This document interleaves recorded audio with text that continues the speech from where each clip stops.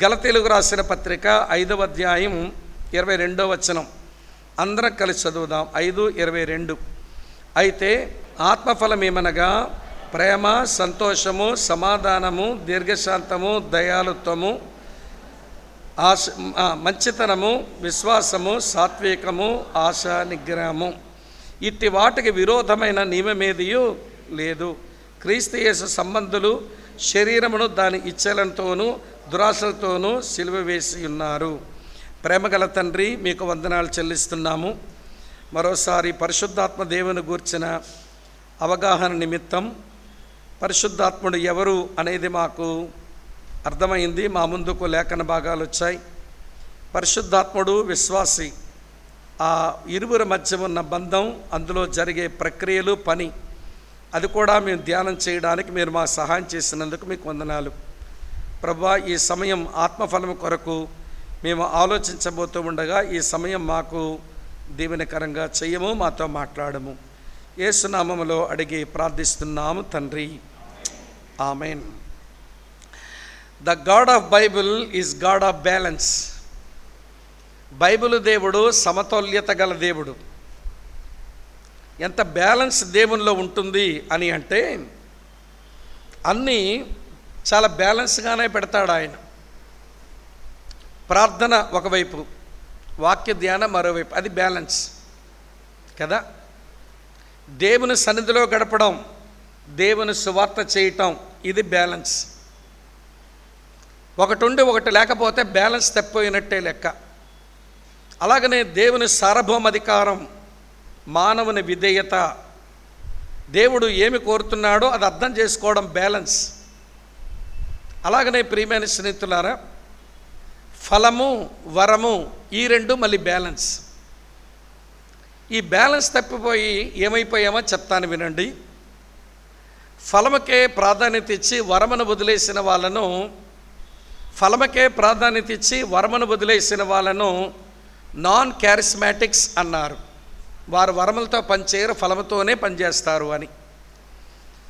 తరువాత ఫలమును వదిలేసి వరం మీదే పడి వరాలతోనే బ్రతికి సేవ చేద్దామనుకుని బ్రతుకుదామనుకునే వాళ్ళని క్యారిస్మాటిక్స్ అని అంటాం. అంటే వరములతో బ్రతికి, కృపావరాలతో బ్రతికేవాళ్ళు, కృపావరాలతో సేవ చేసేవాళ్ళు అని అంటాం. ఇక్కడ కూర్చున్న మనం సమతుల్యత గల భక్తి జీవితం అలవర్చుకోవాలి అని ఆశ ఉంటే మనం నాన్ క్యారిస్మాటిక్స్గా ఉండిపోకూడదు, అలాగని క్యారిస్మాటిక్స్ అయిపోకూడదు. మనం బైబిల్ బిలీవింగ్ బిలీవర్స్గా బ్యాలెన్స్తో ఉండాలి. అర్థమైందో వ్యర్థమైందో చెప్పండి. అంటే బైబిల్ బిలీవింగ్ బిలీవర్స్గా ఏమండి మనం బ్యాలెన్స్తోనే ఉండాలి. ఏమండి బ్యాలెన్స్ తప్పిందనుకోండి, ఆ ఉంచుకో ఈ ఉంచుకో మన క్రైస్తవ జీవితం ఏమండి పోయి తిరగబడుతుంది అన్నమాట. కనుక అలాంటి బ్యాలెన్స్ కలిగినటువంటి దేవుడు ఏమండి ఆత్మదేవునితో ఫలమును ఫలించాలి. అదే సమయంలో ప్రియమిత్రులారా, మనం వరములు కూడా కలిగి ఉండాలి. అవి స్పష్టంగా లేఖనాల్లో వ్రాయించారు. ఆ వెలుగులో మనం కొన్ని సంగతులు తెలుసుకోవాలి. ఈ ఆత్మఫలం కొరకైనటువంటి కాంటెక్స్ట్ మీరు చదివితే, నేను ఒక్క 22వ వచనమే చదివాను, కానీ సందర్భం 16వ వచనం నుంచి ఉంటుంది. 16వ వచనం నుంచి 25వ వచనం వరకు ఆ సందర్భంలో ఉన్నటువంటి ఆత్మఫలం అనే విషయాన్ని ఇప్పుడు మనం ఆలోచించబోతున్నాం. సో కాంటెక్స్ట్లోంచి విషయం అర్థం చేసుకోవాలంటే ముందు మనం తెలుసుకోవాల్సింది ఏంటంటే అంతర్గత శరీరం, ఇన్నర్ ఫ్లెష్. ఇది బయట కనబడేది ఇది శరీరమే. కానీ గలతీ పత్రిక 5వ అధ్యాయం 16 నుంచి వ్రాయబడిన ఈ వచనాల్లో బయట ఉన్న శరీరం గురించి మాట్లాడడం లేదు. నీ లోపల నీకో శరీరం ఉంది, దాని గురించి భక్తుడు మాట్లాడుతున్నాడు. ఒక విషయం మిమ్మల్ని అడగాలి, మీ దేహం మంచిదా చెడ్డదా చెప్పండి. కత్తి మంచిదా చెడ్డదా అంటే వాడుకున్నోడిని బట్టే ఉంటుంది. దొంగోడు చేతులు ఉంటే పీక తీస్తాడు, డాక్టర్ చేతులు ఉంటే సర్జరీ చేసి బతికిస్తాడు, అంతే. అలాగనే వింటున్నారా ప్రియులారా విషయం? ఇప్పుడు మనం ఆలోచిస్తున్నప్పుడు శరీరం మంచిదా చెడ్డదంటే కనబడుతున్నటువంటి బాహ్య శరీరం ఇది దేవుని వల్లనే ఈ దేహం మనకు అనుగ్రహించబడింది, ఇది దేవుడే మనకిచ్చాడు కనుక ఇది మంచిదే. కానీ నువ్వు సరిగా వాడుకోకపోతే చెడ్డదవుతుంది. అందుకని దేహం మంచిదా చెడ్డదంటే మంచి చెడ్డది అని చెప్పాలి. ఏమని చెప్పాలి? మంచి చెడ్డది. ఏమండి దేవుని ఆత్మ సహాయంతో వాడుకుంటే మంచిదే. ఏమండి వేరొక పురుషుడు నీకున్నాడే, నీ పాత పురుషుడు, వాడితో వాడుకుంటే అది చెడ్డదిగా మిగిలిపోతుంది అన్నమాట. కనుక ఇక్కడ మనం చదువుని చూపిస్తాను చూడండి. 5వ అధ్యాయం 16వ వచనంలో ఈ ఇన్నర్ ఫ్లెష్, మన లోపల ఉన్న శరీరాన్ని గురించి ఏమంటున్నాడో చదువుతున్నాను చూడండి. 16వ వచనం, నేను చెప్పున్నదేమనగా ఆత్మానుసారంగా నడుచుకోండి, అప్పుడు మీరు శరీర ఇచ్చలను నెరవేర్చరు. శరీరం ఆత్మకును, ఆత్మ శరీరమునకును విరోధముగా అపేక్షించును. ఇవి ఒకదానితో ఒకటి వ్యతిరేకముగా ఉన్నవి గనుక మీరు ఏమి చేయ నిశ్చయింతురో వాటిని చెయ్యకుందురు అన్నాడు. సో ఇప్పుడు మన యొక్క దేహంలో లేక మన జీవితంలో యొక్క స్ట్రగుల్ ఉంది. ఆ స్ట్రగుల్ దేనికి అంట, మన ఇన్నర్ ఫ్లెష్కు, మన అంతరంగం ముందున్న శరీరానికి. అలాగనే ప్రియమైనటువంటి స్నేహితులారా, ఏమండి మన లోపల ఉన్న పరిశుద్ధాత్మ దేవునికి మధ్య జరిగేటువంటి ఒక ఫైట్, ఒక స్ట్రగుల్. ఇక్కడ పౌలు చెప్పినటువంటి ఈ ఇన్నర్ ఫ్లెష్ ఏంటో దాని యొక్క డెఫినేషన్ కొంచెం మనకు తెలియాలి. అందుకని ఆ శరీరం ఇలాగ నిర్వచించబడింది. పౌలే చెప్పాడు ఆ ఇన్నర్ ఫ్లెష్ గురించి. ఇది కాదు, ఐఎమ్ సారీ, ఇది అనుకోకండి శరీరం అనగానే. దీని లోపల ఒకటి ఉంది, అది దానికి కొన్ని ప్రిన్సిపల్స్ ఉన్నాయి లోపల ఉన్న దానికి, దాని గురించి మాట్లాడుతున్నాడు అన్నమాట. రోమాపత్రిక 7వ అధ్యాయం 18వ వచనం అంటాడు, నా శరీరంలో మంచిదేదో నివసింపదని నేను ఎరుగుదును, మేలేంది చెయ్యాలన్న కోరిక నాకు కలుగుతున్నది, చేయటం నాకు వీలు కలగటం లేదు. చెయ్యగోరు నేను మేలు చెయ్యలేక నేను చెయ్యకూడని కీడు నేను చేస్తున్నాను. ఇది నా దేహములో ఉన్నటువంటి ఒక చెడు. దానికే ఓల్డ్ నేచర్, దానికే కార్నల్ నేచర్, దానికే ఫ్లెష్ అనేటువంటి పేర్లు ఇవ్వబడ్డాయి. రోమపత్రిక 7:18. రెండో సంగతి, ఇప్పుడు 5:17లో మనం చూస్తే మన శరీరంలో అది ఆవేశపడుతుందట. ఆత్మకు వ్యతిరేకంగా చెయ్యాలని ఆశలు కలిగి, అపేక్షలు కలిగి, ఇచ్చలు కలిగి ఏదో చేసుకుందామని అది లోపల కొంచెం రేజ్ అవుతుందన్నమాట. అది కొంచెం ఆవేశపడతా ఉంది నీ లోపల ఉన్న నేచర్. అలాగనే ఇది మన ప్రభువుని అంగీకరించిన దేవునాత్మని కలిగి ఉన్న ఇది మనలో ఉండి మనలో పాపం చేయించాలనే ప్రయత్నం చేస్తుంటుంది. నేను ప్రభువుని నమ్మాను, దేవునాత్మని కలిగాను, నా నూతన స్వభావం అనుగ్రహించబడింది, పాతదేదో అయిపోయింది వెళ్ళిపోయింది అనుకోకండి. దానిని జయించి బతకడానికి మనకి న్యూ నేచర్ ఇచ్చాడు, దాంతోపాటు పరిశుద్ధాత్మ దేవుడిని ఇచ్చాడు. వినండి, మనం దాన్ని జయించి బతకాలి. అది ఎప్పుడూ పాపానికి లాగడానికి పాతది పనిచేస్తూ ఉంటుంది. అందుకని ఏమన్నాడో తెలుసా, 1 యోహాను పత్రిక 1వ అధ్యాయం 8వ వచనంలో చదువుతాను చూడండి. ఈ మాట ఏమన్నాడనంటే ఇలా రాస్తుంది, మనం పాపము లేనివారమని చెప్పుకుని ఎడల మనలను మనమే మోసపుచ్చుకుందాము మరియు మనలో సత్యం ఉండదు. ఇక్కడ మనమంటే ఎవరండి? మనమంటే మనమా? అసలు అక్కడ ఉన్న వెరీ ఫస్ట్ కాంటాక్ట్ చెప్పండి, షేరబిలిటీ చెప్పండి. అక్కడ ఉన్న మనం ఎవరు? అక్కడ ఉన్న మనం ఎవరంటే అపోస్తలుడైన యోహాను, ఆ రోజున ఉన్న 1వ శతాబ్దంలో ఉన్న ఎఫెసు ప్రాంతంలో ఉన్న క్రైస్తవులు. ఒరే బాబు, మీరు సాధారణ విశ్వాసులే అవ్వచ్చు, నేను ప్రభువుతో పాటు నడిచి పరిచర్యలో నా శిష్యుడినే కావచ్చు, నేనేమి మినహాయింపు కాదు, నేను మీలో ఒకడిని, మీరైనా నేనైనా మనమంతా కలిసి అనుకోవలసిన మాట. మనలో పాపము లేదని మనం చెప్పుకున్నట్లయితే ఏంటంటే చెప్పండి, మనల్ని మనమే ఏం చేసుకుంటాము? మోసపుచ్చుకుంటాం. నీ లోపల ఉన్న ఆ ఫ్లెష్ లేక నీ ఓల్డ్ నేచర్ అది ఎక్కడికో వెళ్ళిపోలేదు, లోపల ఉంది. అది లేకపోయి ఉంటే నీకు స్ట్రగులే లేదు. న్యూ నేచర్తో, దేవుని ఆత్మతో ఏమండి నడిపించబడితే వెళ్ళిపోతుంది. నీకు పోరాటమే లేదు లోపల. నీ ఇంటర్నల్ స్ట్రగుల్ ఎందుకుందనంటే నీ లోపలికి వచ్చిన పరిశుద్ధాత్ముడు, అలాగనే ఇదివరకు ఉన్న నీ ఓల్డ్ నేచర్, నీ ఓల్డ్ ఫ్లెష్, నీ ఇన్నర్ ఫ్లెష్, ఆ రెండు ఒకదానికి ఒకటి విరోధంగా పోరాటం చేస్తున్నాయట. ఇప్పుడు చిన్న సండే స్కూల్ కథే కానీ భలే చెప్పింది నాకు సండే స్కూల్ కథ. ఓ సండే స్కూల్ సూపరింటెండెంట్ వచ్చి సండే స్కూల్లో నిలబడి, పిల్లలు సండే స్కూల్ బాగా జరుగుతుందంటే జరుగుతుందా ఆంటీ అన్నారంట ఆ సండే స్కూల్ సూపరింటెండెంట్ అమ్మగారితో. చాలా మంచిది, నేను ఒక ప్రశ్న అడుగుతాను జవాబు చెప్పండి అంటే, సరే అడగండి అన్నారు ఎవరు సండే స్కూల్ పిల్లలు. వెంటనే అడిగిందట, what is Christianity, define Christianity అని అడిగిందట. క్రైస్తవ్యం అంటే ఏంటి, క్రైస్తవ్యాన్ని నిర్వచించండి అంటే ఎవరెవరు ఏదో చెప్తున్నారు. యేసుని నమ్మేవాళ్ళు క్రైస్తవులు, యేసుని విశ్వసించే వాళ్ళు క్రైస్తవులు, యేసుని వెంబడించే ఏదో చెప్తున్నారు. పిల్లలు ఎవరితో వచ్చిందో వాళ్ళు. ఓ చిన్న పిల్ల ఏం చెప్పిందంటే, ఆంటీ చెప్పనా క్రైస్తవ్యం అంటే ఏంటో? క్రైస్తవ్యం అంటే ఒక మనిషిలో 2 పిల్లులు ఉంటాయి, ఆ 2 ఎప్పుడు దెబ్బలాడుకుంటాయి, ఒకటి నల్ల పిల్లి ఒకటి తెల్ల పిల్లి, దేనికి ఎక్కువ అన్నం పెడితే అదే గెలుచుద్దాం, దేనికి ఎక్కువ మేత పెడితే అదే గెలుచుద్ది. సండే స్కూల్ సూపరింటెండెంట్ గతుక్కమని, ఏంటి నీకు ఇది అర్థమైందంటే, అర్థమైందా అంటే నేను యేసుని నమ్మకం మునుపు నా లోపల ఉన్న ఓల్డ్ ఫ్లెష్, నా పాత అంతర్గత శరీరం, నేను యేసుని నమ్మిన తర్వాత నా లోపలికి వచ్చిన పరిశుద్ధాత్ముడు నా ఆత్మను వెలిగించి ఉంచితే నా అంతరంగంలో ఒక స్ట్రగుల్, ఒక పోరాటం నడుస్తున్నది. వింటున్నారా ఈ విషయం? ఏమంటే నాకు పోరాటమే లోపల లేదంటే నువ్వు మారుమనసు పొందిన మాట నిజం కాదన్నమాట. నువ్వు మారుమనసు పొందిన మాట నిజం కాదు. వినండి ఒక విషయం, క్రైస్తవ్యం అంటే ఏంటో తెలుసా? ఇలా చూడండి, రోమాపత్రిక 7:4 రాసుకోండి, మీకే తెలుస్తుంది. రోమా 7:4 అంటాడు, సహోదరులారా మనం దేవుని కొరకు ఫలమును ఫలించినట్లు, మనము దేవుని కొరకు ఫలమును ఫలించినట్లు మృతులలో నుంచి లేపబడిన ఏమంటే వేరొక పురుషుని వేరొక పురుషుడు అంటే ఇదివరకు ఏదో పురుషుడు ఉన్నట్టేగా, పాత పురుషుడు ఉన్నట్టేగా.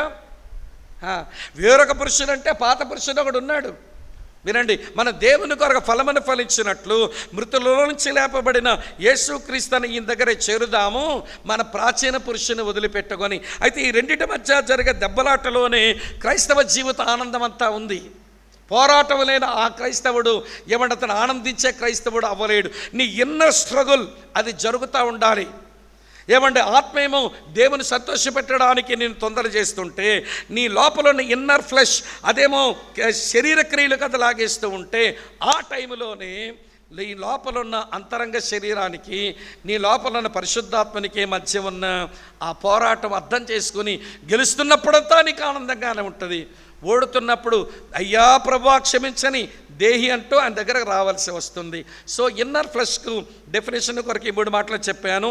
మనలో ఒక శరీరం నివసిస్తుంది, మనలో శరీరం ఆవేశపడుతుంది, మనలోనే శరీరం ఉంటుంది. అందుకనే పాపం చేసే అవకాశాలు ఈవెన్ బిలీవర్ అయిన తర్వాత నీకున్నాయి. నువ్వు ఎవరివో తెలుసా? ఇదివరకు సిన్నర్వి, ఇప్పుడు నువ్వు ఎవరివో తెలుసా? సేవుడు సిన్నర్వి. ఇదివరకు ఎవరివి? యేసుని నమ్మకం ఎవరు మీరు? సిన్నర్. ఇప్పుడు ఎవరు మీరంటే సేవుడు సిన్నర్. కొంతమంది ఏమో రక్షించబడిన తర్వాత దేవదూతలం అయిపోయామనుకుంటారు, అనుకొని బలి వేషాలు మాట్లాడతారండి. హిపోక్రసీ అంతా, మేము ఏ పాపము చేయడం అని ఒత్తుదే అదంతా. వాళ్ళు మోసం చేసుకుంటున్నారు, దేవుని అబద్ధకునిగా చేస్తున్నారు అన్నాడు యోహానైతే. కాబట్టి ప్రియులారా, ఇవ్వండి నేను మన ఇన్నర్ ఫ్లెష్ గురించి డెఫినేషన్ మీకు చెబుతూ ఈ 3 మాటలు జ్ఞాపకం చేశాను. 2వ మాట జ్ఞాపకం చేస్తాను, వినండి. మీ అంతర్గత శరీరాన్ని గురించి అది ఎలా డిస్ప్లే అవుతుందో మీకు తెలియాలి. ఎలా డిస్ప్లే అవుతుంది? ఆ లోపల ఉన్న శరీరం దానికి ఎక్కువ మేత పెట్టి, దానికే నువ్వు లొంగిపోయి నీ నూతన పురుషుడు, నీ యొక్క నూతన భర్త ఆయనతో సరిగా బతకపోతే నీ ఇన్నర్ ఫ్లెష్ అది ఎలా డిస్ప్లే అవుతుందో తెలుసా? అది ఎలా డిస్ప్లే అవుతుందో శరీర క్రియలతో అది డిస్ప్లే అవుతుంది అని చెప్పే. ఇది బిలీవర్స్కే, అన్బిలీవర్స్ గురించి చెప్పిన మాట కాదు, ఇది బిలీవర్స్తో చెప్పిన మాటే. ఫ్రెండ్స్ వినండి, మొట్టమొదట పౌలు ఏం చెప్పాడంటే ఇంద్రియ నిగ్రహాల పాపాల గురించి మాట్లాడాడు. చూడండి 19 ఏమున్నాయి? దీన్ని సెన్సేషనల్ ప్లెజర్స్ అని అంటారు. ఇవి భావోద్రేక పాపాలు వస్తాయి. రక్షించబడిన తర్వాతనే అంతరంగ శరీరానికి ప్రాధాన్యత ఇచ్చి బతుకుతూ ఉంటే, ఆత్మను ఓడిస్తూ ఉంటే వినండి ఇవే పుడతాయంట. చూడండి 19 ఏమున్నాయి అంటే, చదువుతాను. శరీర కార్యములు స్పష్టమై ఉన్నాయి. అవేమనగా చెప్పండి వరుసగా. జారత్వం, చెప్పండి, అపవిత్రత, కామకత్వం. ఈ 3 దేంట్లోంచి పుడతాయంటే భావోద్రేకాల నుంచి పుడతాయి. నీ ఆపోజిట్ సెక్స్ అని నువ్వు చూసినప్పుడు, నువ్వు ఆడపిల్లవైతే మగాలని, లేదా నువ్వు మగపిల్లాడవైతే ఆడాలని చూసినప్పుడు నీ శరీరంలో ఉన్నటువంటి ఎమోషన్స్, ఆ ఫీలింగ్స్లోంచి ఈ పాపాలు బయటకు వస్తున్నాయి అని అంటే, ఓహో నీ లోపల ఉన్న శరీరానికి నువ్వు మేతక్కి వేస్తున్నావన్నమాట. వింటున్నారా మీరంతా? మీ లోపలున్న మీ అంతరంగ శరీరానికి మేతక్కువ పెడుతున్నావు అన్నమాట. తర్వాత 20 వచనంలో సూపర్స్టిషనల్ సిన్స్, మూఢనమ్మకాల పాపాల గురించి మాట్లాడాడు. చదువుతాను చూడండి ఏం రాస్తుందో 20 వచనంలో. విగ్రహారాధన అభిచారము. విగ్రహారాధన అంటే ఐడిల్ వర్షిప్ మీకు తెలుసు. అభిచారం అని అంటే వినండి, మూఢనమ్మకాలు. ప్రార్థన చేసుకుని ఇంట్లోంచి ఇలా బయలుదేరాం, పొరిగింటి ఆవిడ క్షింగ్ అని తుమ్మింది, ఇంట్లోనికి వెనకెళ్ళిపోయాం. ఏమమ్మా వెళ్ళవంటే పొరిగింటి ఆవిడ తుమ్మిందండి. ఇదేమిటిది? అభిచారం, మూఢనమ్మకం. ఇల్లు కట్టావు, పునాదరా వేస్తున్నావు, పునాదరా వేస్తున్నప్పుడు నవధాన్యాలు పోసిందట. నవదాలు కాదు, వినండి, నవధాన్యాలు పోసి వాస్తు చూసి ఇంటికి పునాది వేసారంట. ఏమిటిది? నవధాన్యాలు అవి పోసి, వింటున్నారా? గోధుమ రాయేసి అలా చేస్తేనే ఇల్లు కట్టబడుతుందా, లేకపోతే ఇల్లు దేవుడు కట్టలేడా? ఏమో మరి, అదొక అభిచారం. ఇల్లు దిగిన తర్వాతనేమో మమ్మల్ని అందరినీ పిలిస్తే 10 గంటలకి నువ్వేమో ఏమండి 5 గంటలకు పోయి పాలు పొంగించి పరమాన్నం ఉండి 5 మొత్తైదుగులు పెట్టితివి. పోనీ అది విశ్వాసులు ఎవరో తెలియనంటే అనుకోవచ్చండి. శరీరానికి తావిచ్చారని ఒక సేవకుడు అంటున్నాడట, ఏ పాలు పొంగించారో లేదు మీరు? ఇతగాడు 10 గంటలకు వచ్చి స్తుతియు మహిమ గణతానికే పాడపాడి అన్ని గదులు ప్రార్థన చేసి వంటగది దగ్గరకు వచ్చి, అమ్మా ఏం పాలు పొంగించడం అవ్వలేదు ఇంకా, ఏంటి గదిలో ఏమీ లేదని అడుగుతున్నాడు వైజాగ్లో ఒక ఆయన. చెప్పడానికి కొంచెం నోరు నొక్కేసుకుంటున్నాను, ఎందుకంటే రికార్డ్ అవుతుంది కాబట్టి, లేకపోతే ఆయన పేరు చెప్పేవాడిని. మొత్తం ఏదో ఏమండి ఇండియనైజింగ్ క్రిస్టియానిటీ, క్రైస్తవ్యాన్ని హైందవ తత్వంతో కలపాలన్నట్టుగా ఏమండి ప్రయత్నం ఇండియనైజ్డ్ క్రిస్టియానిటీ తయారు చేయడానికి పాలు పొంగించాలా, పంచికొట్టుకొని వస్తాడు మళ్ళీ ఆయన.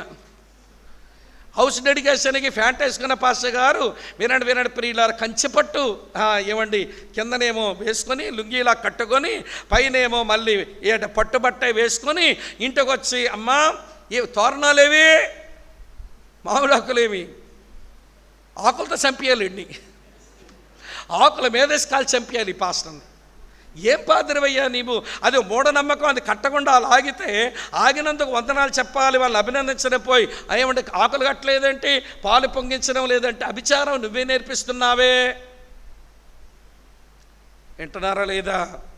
ఈ రోజున మన సంఘాలలో ఏమండి ఈ భావోద్రేక పాపాలతో పాటు మూఢనమ్మకాల పాపాలు పెచ్చిరేగిపోవడానికి గల కారణం గాడ్ సర్వెంట్స్ మనమే వాటికి తలుపులు తెరిచాం. అవన్నీ లోపలికి వచ్చి కూర్చున్నాయి. దేవుని సేవ మనమే తలుపులు తెరిచాం, మూఢనమ్మకాలని లోపలికి వచ్చి కూర్చున్నాయి. ఇప్పుడు వీళ్ళింట్లో చేసాం, వాళ్ళింట్లో చేయకపోతే ఏమనుకుంటారు? మళ్ళీ ఆలయం తిరగబడతారో నిందిస్తారో అన్నట్టుగా మామిడి తోరణాలు కట్టడం మానరు. వింటున్నారా లేదా? పాలు పొంగించిన మానరు. వింటున్నారా లేదా మీరు? నవధాన్యాలు పొయ్యటం మానరు. ఏమండి పిల్లాడికి పెళ్ళి అయిపోయాక ఇంటికి రాగానే 2 నిమ్మకాయలు, 6 ఎర్ర మిరపకాయలు, 8 ఏమో ఉప్పు గడ్డలు పట్టుకొని ఏమిటమ్మ ఇదంతా? కూతురికిని అల్లుడి కంటే దిష్టి తగిలిపోయిందంట. కూతురేమో మహారాణిలాగా తయారైందంట, అల్లుడు గారేమో మహారాజులాగా తయారాడంట. పెళ్లిలో అందరి కళ్ళు పడిపోయంట. ఇంటికి వచ్చిన కూతురికి అల్లుడికి ఏమో దిష్టి తీస్తుందంట. ఏమండి మళ్ళీ సంఘంలో పెద్ద మనిషి ఈమె. అసలు ఈ అభిచార పాపానికి విశ్వాసులది నేరం ఉంటుంది, నేను ఉండదని చెప్పడం లేదు, కానీ దానికి తలుపులు తీసినటువంటి వాళ్ళు గాడ్ సర్వెంట్సే. చెప్పరు. మనం ఎజ్జో పెళ్ళికి వెళ్ళాం, ఆ పెళ్ళిని ఇవన్నీ వద్దామని మొత్తం అంతా తీసేస్తే చివరికి పిల్లంతా అయిపోయాక ఏమంటే రిజిస్ట్రేషన్ కూడా అయిపోయింది. అయిపోగానే అక్కడ ఉన్న పాస్టర్ గారు అన్నారు, ఏమో మేడం ఆ మట్లేవి. నేను అన్నాను, అయ్యగారు ఏముండవండి అన్నాను. అసలు ఆయనకి అన్నీ ఆపడానికి 3 చెరువులు నీరు తాగానండి. ఆయన చెయ్యబోతున్న అన్ని అన్యాచారాలు ఆపడానికి 3 చెరువులు నీరు తాగాను స్టేజ్ మీద. నా సర్కస్ అంతా కూడా చూసిన వాళ్ళు ఇక్కడ ఉన్నారు. ఆ రోజు నుంచి పడిన సర్కస్ అంతా అది ఏది వాక్యానుసారమైంది కాదు, ఆయన చేస్తానంటాడు. అది వద్దని చెబితే మళ్ళీ ఆ చర్చ్ అబ్బాయి, ఆ చర్చికి ఆయన గాడ్ సర్వెంట్, ఇవన్నీ చెబితే మళ్ళీ ఆయన అహం దెబ్బతిన్నట్టు ఉంటుంది. బుజ్జగించినట్టు చెప్పుకోవాలా, మొత్తాన్ని పని జరిగించాలా. చూడండి నా పాటలు ఎలా ఉన్నాయో. విశ్వాసులు చెప్పుకోవడానికి కష్టపడాలి కానీ సేవకులకు చెప్పడానికే కష్టపడాల్సి వస్తుందండి. వినరు మన వాళ్ళు అంతే. మేము చిన్న చితక అనుకున్నా, మేము రవడాలం. మేము ఎవరం? మీకు అర్థం కాల. మేము రెవడాలం. మీరు చెప్పేది ఏంటి? మీరు బ్రదర్స్, మీరంతా బ్రదర్స్, మేమంతా రెవడాలం. ఏమండి? మేనమా మెట్లే బాబే, మేనమా మెట్లేవి అంటున్నారు ఆయన. సార్ ఏముండవు సార్ అట్లాంటివి, అవసరం లేదండి అంటే, సరే అవసరం లేదా? అసలు అక్కడ ఒక పెద్ద మనిషి వచ్చి, తమ్ముడు ఆయన ఎలాగాగాడు తమ్ముడు, ఏవేవో చేయిస్తాడు, చేయించకుండా ఆగండి అంటే దిగెళ్ళిపోతాడు అతను, పెళ్లి చేయకుండా ఎట్లొప్పించావు తమ్ముడు అన్నాడు. దేవుడు కనికరించాడు. దేవుడు నా ఎడ్ల కనికరం చూపి ఏదో ఒప్పించుకోగలిగాం. ఈరోజున ఇక్కడ కూర్చున్న గాడ్ సర్వెంట్స్ వినండి, మీరే భావోద్రేక సంబంధమైన పాపాలకు మీరు తలుపులు తెరవాలి, వ్యక్తిగతంగా తెరుచుకుంటారు. మూఢనమ్మకాలకు సంబంధించిన పాపాలకు మీరే తలుపులు తెరుస్తారు. జగత ఇవి శరీరములోంచి వచ్చినవి, ఇవి ఆత్మకు విరోధంగా ఉన్నవి. మీ శరీరము ఆత్మ లోపల పడే సంఘర్షణలో మీ శరీరానికి ఎక్కువ మేతేస్తున్నారు, ఆత్మనేమో ఎండగడుతున్నారన్నమాట. దాని తర్వాత 20 వచనం నుంచి 21 వచనం వరకు సోషల్ సిన్స్, సామాజిక పాపాల గురించి మాట్లాడాడు. నీ అంతర్గత శరీరానికి నువ్వు అవకాశం ఇస్తే, వింటున్నారా, నీ సామాజిక పాపాలు మీలోంచి బయటకు వస్తాయి. వరుసగా ఉన్నాయండి, పెద్ద లిస్టే ఉంటుంది. అభిచారం తర్వాత ఉండేవన్నీ సోషల్ సిన్సే. ద్వేషం సోషల్ సిన్, కలహం ఆ కోవకు వస్తుంది, మత్సరం ఆ కోవకు వస్తుంది, క్రోధాలు ఆ కోవకు వస్తాయి, కక్షలు ఆ కోవకు వస్తాయి, భేదములు ఆ కోవకు వస్తాయి, విమతములు ఆ కోవకు వస్తాయి, అసూయలు ఆ కోవకు వస్తాయి, మత్తతలు ఆ కోవకు వస్తాయి, అల్లరితో కూడిన, చెప్పండి, ఇవన్నీ శరీరంలోంచి వచ్చినవే, మీ ఇన్నర్ ఫ్లెష్లోంచి తయారైనవే. అవన్నీ జరుగుతున్నప్పుడు ఆత్మదేవుడు కృంగుతాడు, దుఃఖపడతాడనే విషయం చాలామందికి తెలియదు. నీ లోపల కలిగి ఉన్న కక్ష అది సోషల్ సిన్. నీ లోపల నువ్వు తెచ్చుకున్నటువంటి, వినండి, క్రోధం అది సోషల్ సిన్. నీ లోపల నుంచి బయటకు వస్తున్న కలహం అది సోషల్ సిన్. మీరు నిర్వహిస్తున్న ఆటపాటలు సోషల్ సిన్, సాంఘిక పాపం. అంటే మా దగ్గర ఆటపాటలు ఉండవండి, అల్లరితో కూడినవి అంటారా? అవన్నీ అబద్ధాలండి. క్రైస్తవులు చెప్తే ఎవడు నమ్ముతాడు? మీ దగ్గర అల్లరితో కూడా ఆటపాటలు. ఆటపాట అంటే ఎక్కడ ఆట ఆడతారు అక్కడ పాట పెడతారు, అక్కడేమో పాట పెట్టిస్తారు, ఎక్కడేమో ఆట ఆడతారు. అల్లరేమి లేదండి, అల్లరితో కూడింది కాదండి అంటే వీళ్ళు డ్యాన్స్ వేసిన తర్వాత ఏంటిది విజల్, మరి ఏంటిది అల్లరి కాదా? ఏమండి, నేను ఒక దగ్గర చూస్తుంటే ఆడపిల్లలు కొంచెం డ్యాన్స్ వేస్తుంటే వెనకాల వాళ్ళు వ్యంగ్యంగా మాట్లాడుతున్నారండి. ఒక మెడికల్ కాలేజీలో, మెడికల్ కాలేజీ ప్రోగ్రాము పోయాను ఆదిలాబాద్ జిల్లాలో. ఇక నేను వాక్యం చెప్పాలి, వెనకాల కూర్చున్నాను. కాలేజీ డైరెక్టర్, సూపరింటెండెంట్, డాక్టర్స్ అంతా వచ్చి కూర్చున్నారు, నేను కూడా కూర్చున్నాను అక్కడే. ఏమండి మాట్లాడుకున్న ఏమండి మగపిల్లలు ఆడపిల్లల గురించి ఎంత నీచంగా ఉన్నాయో చెప్పలేము. మరి మన ఆడపిల్లల్ని వేశ్యల్లాగా స్టేజీల మీద పెట్టి డాన్సులు వేయించడం ఏంటోనండి. ఇది శరీరం కాదా? ఇది ఆత్మకు సంబంధించిందా? మీరేమనకపోతే చెప్తాను. డ్యాన్సులు వేసిన పిల్లల తప్పు పావలాయే, పావలా వాటే వాళ్ళ తప్పు. వాళ్ళు సరదాగా డ్యాన్సులు వేశారు, అల్లరితో కూడిన ఆటపాటలు, వాళ్ళది పావలా ఉంటే. ఇంకా చెప్పమంటారు, ₹1 వాట ఎవరిదో తెలుసా? చెప్తాను వినండి. ₹1 వాట ఎవరిదంటే వాళ్ళ అమ్మ బాబుది. మా పిల్లలు డాన్స్ వేయలేరా, కొరియోగ్రఫీలో పెట్టలేదేంటి పాస్టర్ గారు, మేమంటే చిన్నచూపని పెద్ద అలిగేస్తుంది అమ్మా బాబు. పెట్టకపోతే సంతోషించే తల్లి, పెట్టకపోతే సంతోషించండి బ్రదర్ గారు. మీ పిల్లలు అనవసరమైన పిచ్చి డ్యాన్సులు వేయకుండా ఆగారని సంబరపడాలి. కానీ సేవకుల మీద తిరగబడిపోతారండి కొంతమంది. శరీరానికి మేత పెట్టేటోళ్ళు వీళ్ళు. పావలా తప్పెవరిది? పర్లే చెప్పండి, మీ నోటితో చెప్పిస్తాగా, మందిరంలో చెప్పిస్తున్నా. పావలా తప్పెవరిది? పిల్లలది. ₹1 తప్పెవరిది? తల్లిదండ్రులది. ముప్పావలా తప్పెవరిదంటే డ్యాన్స్ నేర్పించిన అయ్యగారిది. అయ్యగారో సండే స్కూల్ సూపరింటెండెంటో యూత్ లీడర్ ఉంటాడుగా, నేర్పిస్తాడన్నమాట. చిన్నపిల్లలతో అభినయం, సండే స్కూల్ పిల్లలతో ఏదైనా వాళ్ళు స్టేజ్ ఫియర్ పోవడానికి ఒక అభినయంతో ఒక ట్రూత్ ఏదో చెప్పడానికి చిన్నపిల్లలతో చేయించామంటే అనుకోవచ్చు. కానీ పడ్డలు అంటూ ఎక్కిస్తున్నారండి. పడ్డలంటే తెలుసా? ఎదిగిన యవనస్తులను నిలబెట్టి వారి శరీర అవయవాలు కదిలించుకుంటా డాన్సులు వేస్తుంటే అవ్వ అవ్వ అవ్వ అవ్వ అవ్వ అవ్వ అన్యుల్లో కూడా ఉండనటువంటి దరిద్రం జరుగుతుంది క్రైస్తవ సంఘాల్లో. చెప్పమంటారా? ఏమనుకోకండి, మీ జిల్లాకు వచ్చా ఒక దగ్గర కోనసీమలోకి వస్తే తమిళ్లో దగ్గర ఏమండి కొరియోగ్రఫీ ఏదో ఉంటుంది, శ్రీ యేసుండు జన్మించే రేయిలో కొరియో అంటే పోన్లే చూద్దాం. ఆ పాట నాకు తెలియదు, జానపదం పాట కదా. చిన్నపిల్లలు ఎక్కిస్తారు, ఏమండి పంచి కట్టిస్తారు, కర్రేదో పెడతారు, తలపాగా పెడతారు, బ్యూటిఫుల్గా ఉంటుంది వాళ్ళ కాస్ట్యూమ్స్. సరే దాంతో డ్యాన్స్ వేస్తారని చూస్తే ఎక్కిన పిల్లలు చిన్నపిల్లలు కాదు, ఇంత చెప్పాను ఏంట పదం, ఏమంటే బాగా ఎదిగిన కుర్రోళ్ళు పెట్టారు. వాళ్ళంతా pencil cut pant, short length shirt. వీళ్ళెక్కారు. ఇదేంట్రా బాబు, డ్రెస్ బాగులేదు, ఈ పాటకి వీళ్ళు వచ్చారేంటి అనుకున్నాను నేను. సరే మొత్తాన్ని పాట పెట్టిన తర్వాత డ్యాన్స్ మొదలైంది. డ్యాన్స్లో చూస్తారండి వాళ్ళు ఊపులు. ఒక్కొక్కడు నడుముకేమో పశువులు కట్టే కడదాడుల్లాగా పెద్ద పెద్ద దెబ్బ బెల్ట్లు పెట్టుకొని, ఒకడు బెల్ట్ పెట్టుకొని శ్రీ యేసుండు జన్మించే రేయిలను బెల్ట్ పెట్టుకుని ఊగుతున్నారండి. అట్లా బెల్ట్ పెట్టుకుని ఊగుతుంటే నా పక్కనున్న అడిగాను, ఒరే తమ్ముడా ఏమిటి డ్యాన్స్ అని అంటే, ఆడ అమాయకంగా స్పీకర్ నన్ను చీకట్లో గుర్తించగాడన్నాడు. గబ్బర్ సింగ్ డ్యాన్స్ అన్నా అన్నాడు. గబ్బర్ సింగ్ ఎవరన్నా నేర్పించారంటే పాస్టర్ గారు నేర్పించారట. పాస్టర్ గారు నేర్పించారు. చెప్పకుండా ఎలాగ వస్తాను, అసలు గంపనూరోడిని. ఏమంటే అనాల్సిన మాటలు అయ్యగారు చెప్పేది కరెక్ట్ కాదు పాస్టర్ గారు. ఏమండి వెనకాలలో ఏమనుకుంటారో, అన్యులు వచ్చి కూర్చున్నారు ఈ మీటింగ్లో, ఏమిటి డ్యాన్సులు అంటే ఆయన నచ్చుండదులేండి. ఏమండి ఏదన్నా అనుకొని నేను చెప్పాల్సింది చెప్పొచ్చాను. ఏమంటే చెప్పండి, పావలా తప్పెవరిది? డ్యాన్స్ వేసిన వాళ్ళది. 10 రూపాయలు తప్పెవరిది? డ్యాన్సులే పంపించిన వాళ్ళది. 30 తప్పెవరిది? చెప్పండి, డ్యాన్సులు నేర్పించిన వాళ్ళది.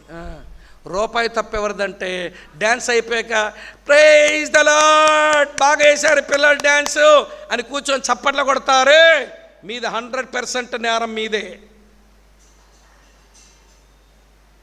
మీరు నేరస్తులు.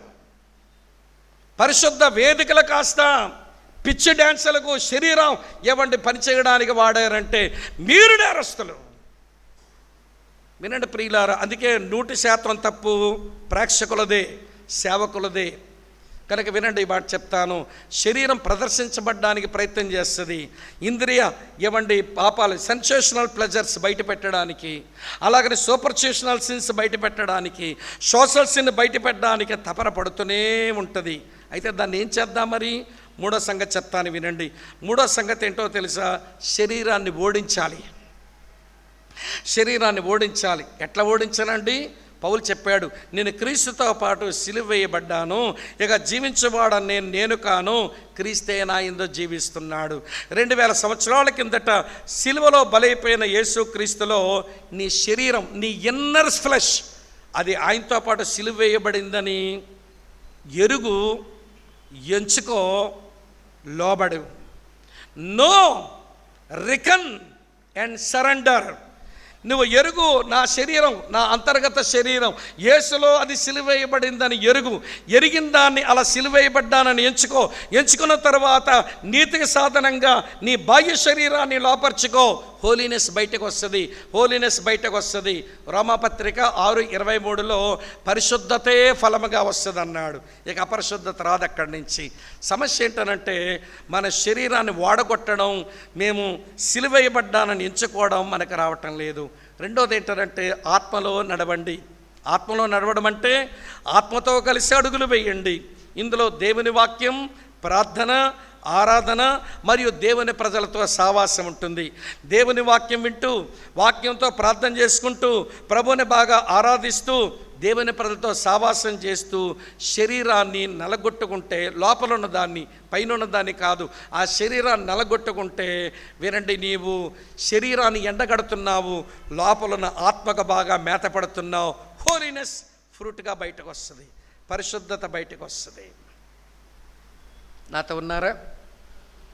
ఫలముకు వ్యతిరేకమైనవి కార్యాలు దేని బట్టి వస్తున్నాయో ఇంతవరకు మీతో చెప్పాను. ఇప్పుడు ఫలమును గురించి మనం మాట్లాడుకోవాలి. 2 విషయాలు మాట్లాడుకుందాం.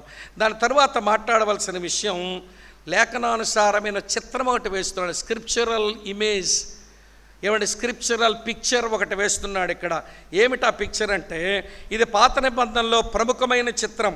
ఇశ్రాయేలీలను ద్రాక్షాబలితో పోల్చి వారు ఫలించాలని దేవుడు ఎదురు చూడడం యెషయా గ్రంథం 5వ అధ్యాయంలో చూస్తాము. 80వ కీర్తన 8-14 వచనాల్లో కూడా అదే మనం చూస్తాం. ఏమంటే పాత నిబంధన సంఘం ఇశ్రాయేలీ ప్రజలు వారు ఆత్మ ద్వారా ఫలించాలి, వాళ్ళు ఫలించాలనే కోరుతూ ఎవరు పాడారు ఈ పాట, చాలా బాగుంటుంది. మీరు ఆ పాట చాలా మీనింగ్ఫుల్గా రాశారు. ఫలములను ఆశించిన పరలోకపు తండ్రి తేరి చూస్తున్నాడు నీ వైపు, ఫలించకుండా ఉండడం నీకు న్యాయమా? యజమానుని సహనముతో చెలగాటమా? ఐగుప్తు నుండి పెరిగి తెచ్చాడు, సంఘ ద్రాక్ష తోటలో నీ నాటాడు, చుట్టూ తవ్వాడు, ఎరువు వేశాడు, నీవు ఫలించకుండా ఉండడం నీకేమి న్యాయం? బాగుంది సాహిత్యం కూడా, దాని రాగం కూడా బాగానే ఉంటుంది. మీరు ఎప్పుడైనా వింటే నేర్చుకుని ఆ పాట అప్పుడప్పుడు పాడుకోండి మీ కొరకు పర్సనల్గా అప్లై చేసుకోవడానికి. సో పాత నిబంధనలో ఫలించడం అనేది ఒక ప్రముఖమైన చిత్రంగా ఉంది. యెషయా 5:80వ కీర్తన 8-14 వచనాలు కీ టెక్స్ట్లు అన్నట్టు. సరే, మరి నూతన నిబంధనలు ఏంటి? కొత్త నిబంధనలు ఇది ముఖ్యమైన విషయం. వరుసగా చెప్పకపోతాను, మీరు నోట్ చేసుకోండి. బాప్తిసమిచ్చి యోహాను అన్నాడు, మారు మనసుకు తగిన ఫలం ఫలించండి అని. పర్వత ప్రసంగంలో యేసు ప్రభువు వారు అన్నారు, వారి ఫలముల వల్ల వారేంటో మనం తెలుసుకోవచ్చు అన్నారు మత్తయి సువార్త 7వ అధ్యాయంలో. అటు తర్వాత ప్రియమైన మిత్రులారా వినండి చాలా జాగ్రత్తగా. మనం పౌలు దగ్గరకు వచ్చేసరికి రోమాపత్రికలు అంటాడు, అన్యజనులు అనే ఫలము నేను దేవునికి అప్పగించాలి అంటాడు. గలతీ పత్రికలోనేమో ఆత్మఫలం ఉంది, ఎఫెసీ పత్రికలోనేమో వెలుగు ఫలం ఉంది, ఫిలిప్పీ పత్రికలోనేమో నీతి ఫలం ఉంది, కొలసీ పత్రికలోనేమో సత్క్రియ ఫలం ఉంది, రోమాపత్రిక 6వ అధ్యాయంలోనేమో పరిశుద్ధత అనే ఫలం ఉంది. వింటున్నారమ్మా? చివరికి హెబ్రీలకు రాసిన పత్రిక దగ్గరికి వచ్చేసరికి జివ్వ ఫలం ఉంది. అసలు క్రైస్తవ విశ్వాసంలో ఫలము అనే ఆలోచన, ఈ చిత్రం చాలా ముఖ్యమైన ఆలోచన. కనుక ఇప్పుడు క్రైస్తవుడు ఫలించాలి దేవుని ఆత్మ ద్వారా. ఏమిటా ఫలము, ఆ ఏమిటా సంగతి, అది ఇప్పుడు మనం చూసే ప్రయత్నం చేయబోతున్నాం.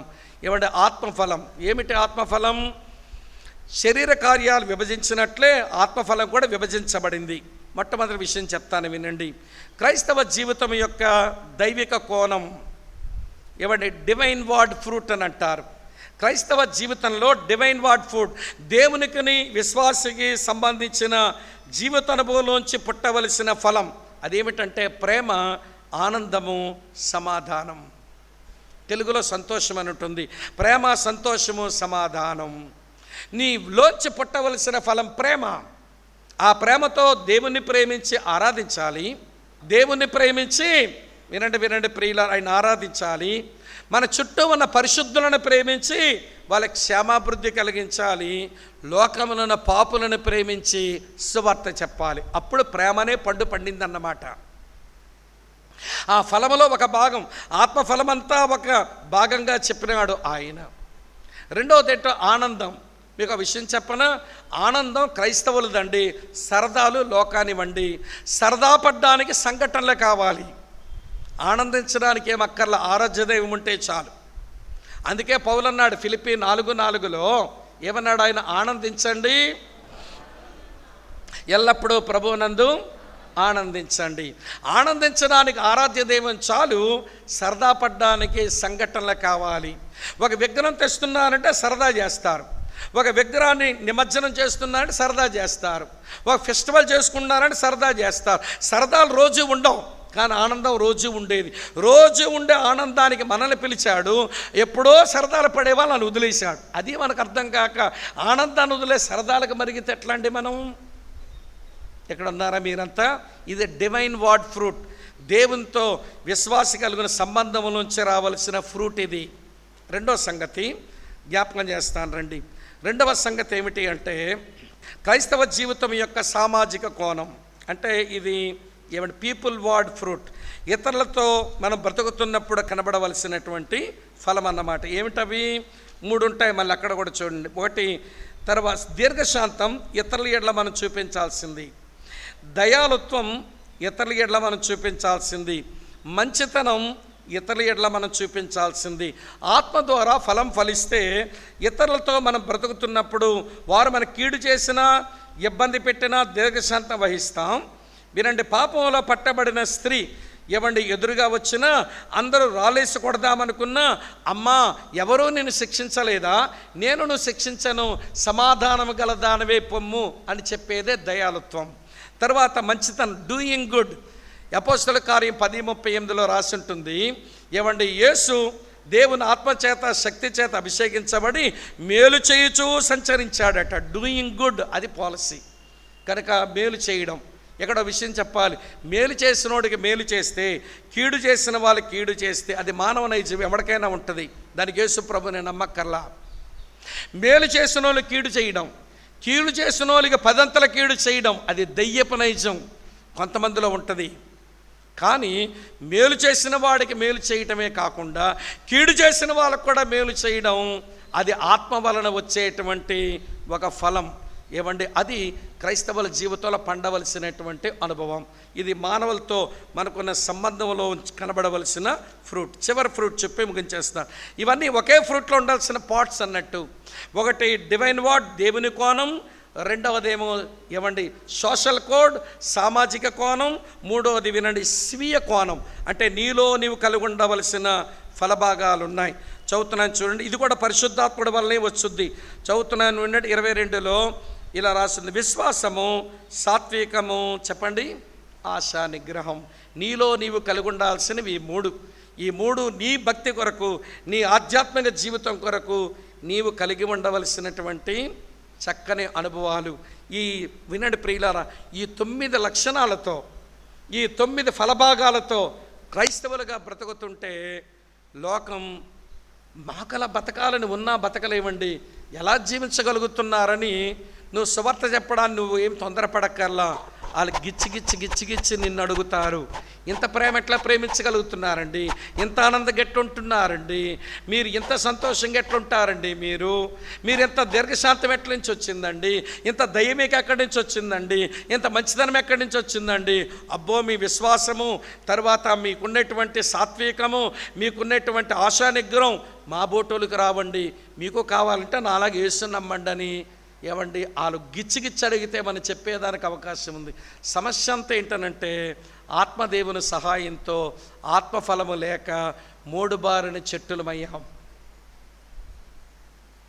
ఇందాక నేను చెప్పిన వాడు పాడుకోవచ్చేమో. ఇంకో పాట కూడా ఏదో వచ్చింది, ఆ పాటలో కూడా ఉంటుంది. ఆ పాటలో కూడా ఏముంటుందంటే నేను మోడుబారిపోయాను, నువ్వు ఫలం వెతకవచ్చినప్పుడు నేను మోడుబారిన నా మహిమ జీవితం ఫలింప చెయ్యుమయ్యా.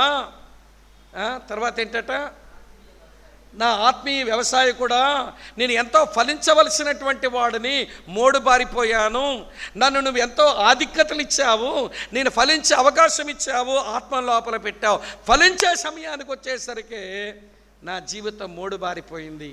ఫ్రెండ్స్ వినండి, ఈరోజున క్రిస్టియన్ కమ్యూనిటీ నుంచి లోకం చూడాలనుకుంటున్నది ఫ్రూట్. ఆ ఫ్రూట్ కనబడకపోతే ఎవరిని మనం ఆకర్షించలేము. గిఫ్ట్తో ఏం చేయాలో టీ బ్రేక్ అయ్యాక చూద్దాం. అసలు ఫలం లోపల ఉత్పన్నమవుతుందా, ఆ ఫ్రూట్ను అనుభవించడం మన చేతనవుతుందా? దైవిక కోణం, సామాజిక కోణం, స్వీయ కోణములో 3 చొప్పున ఆ 9 తొనలు ఆత్మఫలం అనే పండులో 9 తొనలు ఉండాలి. దైవిక కోణం, సామాజిక కోణం, స్వీయ కోణములో ఆత్మఫలం అనే దాంట్లో ఆ 9 స్లైసెస్, ఆ 9 తొనలు అది స్పష్టంగా కనబడాలి. దాని కొరకు దేవుని ఆత్మకి ఎంతగా లోబడతామో దాని ఫ్రూట్ని అంత బాగా మనం చూస్తాం. అలాంటి కృప దేవుడు మనందరికీ అనుగ్రహించాలని ఆశిద్దామంటారా, ఆశలు వదులుకుందామంటారా? అమ్మ ఏదో చెప్పండి తల్లి, భయం వేస్తుంది. ఆశిస్తే వినండి, ఏం చేయాలట, దేనికి మేత ఎక్కువ వేస్తారు? తెల్లపిల్లికి వేయండి మేత. నల్లపిల్లిని పెంచకండి. నల్లపిల్లిని ఎలా పెంచుతారో తెలుసాను, పాపాన్ని ముందు ఆలోచనలో ఉంచుకుంటారు కొంతమంది. అది చిన్న ఆలోచనగా మారిందంటే ఆలోచనల్లో ఉన్నప్పుడు ఆ పాపం, ఆ తప్పిదం, ఆ బలహీనత అది చిన్న కురువి దెయ్యం అన్నమాట. ఆ వినండి, ఆలోచనల్లో ఉన్న పాపం అది ఆశల గాలుకు వచ్చింది అనుకోండి, అది ఎట్లా మారుద్దో తెలుసా? చిన్న కొరువు దెయ్యం కాస్త ఈవిడ పిల్ల దెయ్యం అవుతుంది. ఆశల్లో కూడా దాన్ని ఉంచుకొని పెంచుకుంటే ఇప్పుడు శరీరంలోంచి పాపక్రియలు బయట పడితే అప్పుడు ఏం దెయ్యం అవుతుందో తెలుసా? వినండి ప్రియ, బ్రహ్మరాక్షసు వచ్చి నిన్ను మింగినట్టు ఉంటుంది.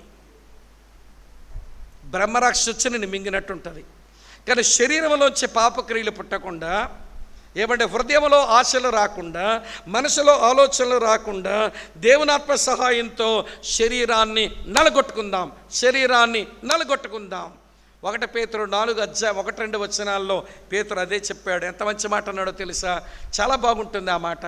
అండర్లైన్ చేయండి, ధ్యానం చేయండి. ఒక్క వచనం 1 పేతురు 4:1-2. క్రీస్తు శరీరం అందు శ్రమపడెను, మనమును ఇట్టే మనసు కలిగిన వారమై ఉండి ఇక మీదట మనుజాసలు నెరవేర్చక దేవుని చిత్తానుసారముగానే నడుచుకొనొచ్చు ఇక మనం పాపముతో జోలి లేక యుందము అంటాడు.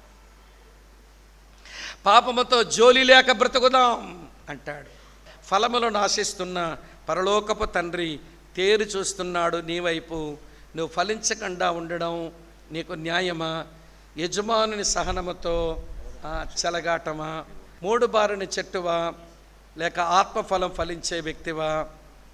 శరీరం నీ లోపల ఇన్నర్ ఫ్లెష్ దాన్ని జయించడం అది నీకు చేతనైందా? చేత కాకపోతే లోపలికి వచ్చిన పరిశుద్ధాత్మ దేవునికి మనం లొంగటం లేదు అనే విషయం అర్థం చేసుకుని ఆయన కృపను కోరుదాం. అందరం లేచి నిలబడదాం. చిన్న ప్రార్థనతో మనం బయటికి వెళ్దాం. ప్రేమ కలిగిన మా ప్రియ పరలోకపు తండ్రి, మా ప్రభువును రక్షకుడైన యేసుక్రీస్తునందు మిమ్మలను మా మనసారా స్తుతిస్తూ ఉన్నాం. మేము ఫలించాలన్నది మీ కోరిక, మేము కూడా ఫలించాలని ఆశిస్తున్నాము. కానీ మా ఇన్నర్ ఫ్లెష్ అవి కార్యాలు చేయడానికి త్వరపడతా ఉంది, ఆవేశపడతా ఉంది. దాన్ని సిలువ వేయటం మాకు చేతకాక శరీర కార్యాలన్నీ మా బాహ్య దేహం ద్వారా బయటపడుతున్నాం. మీరు మమ్మల్ని మన్నించాలి, క్షమించాలి నాయన. మాలో మీరు ఉంచిన ఆత్మ వలన మేము ఫలించడానికి కావలసిన కృప అనుగ్రహించము. నీతో మేము సత్సంబంధం కలిగి ఉండేందుకు ప్రేమ, సంతోషము, సమాధానంతోనూ సాటి మనుషులతో మేము సత్సంబంధాలు కలిగి ఉండేందుకు దీర్ఘశాంతముతో, దయాళుత్వంతో, మంచితనముతోనూ మాలో మేము సద్భక్తి చేయడానికి కావలసిన ఓ దేవా విశ్వాసమును, సాత్వికాన్ని, ఆశా నిగ్రహాన్ని మాలో పండించి నీ కొరకు బ్రతికే కృప మాకు అనుగ్రహించము. మేము బహుగా ఫలించడం వలన మా పరలోకపు తండ్రి మహిమపరచబడతాడు అని మా ప్రభు చెప్పారు. దేవా, నా వలన, మా వలన మీరు మహిమపరచబడు నిమిత్తమై ఫలించే కృప మాకు అనుగ్రహించము. మేము ఫలించడానికి కావలసిన మీ పరిచర్యలు మాకు అందించండి. మా అందరి ద్వారా మహిమ మీరే పొందండి. ప్రభు పేర ప్రార్థిస్తున్నాము తండ్రి.